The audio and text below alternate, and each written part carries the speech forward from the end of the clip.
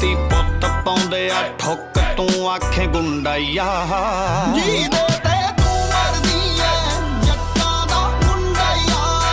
ਬੱਚਿਆਂ ਤੇ ਮਰਦਾਂ ਦੇ ਵਿੱਚ ਡਿਫਰੈਂਸ ਤਾਂ ਹੁੰਦਾ ਈ ਆ। ਬੱਚਿਆਂ ਤੇ ਮਰਦਾਂ ਦੇ ਵਿੱਚ ਫਰਕ ਤਾਂ ਹੁੰਦਾ ਈ ਆ।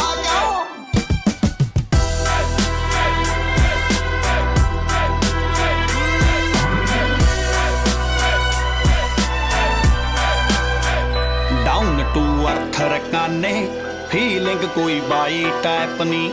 ਸੜਕਾਂ ਦੀਆਂ ਬੁੱਗੀਆਂ ਲੈਂਦੀ ਆ ਚਿੱਟੀ ਸਾਡੀ ਹੈਲ ਕੈਟ ਨੀ।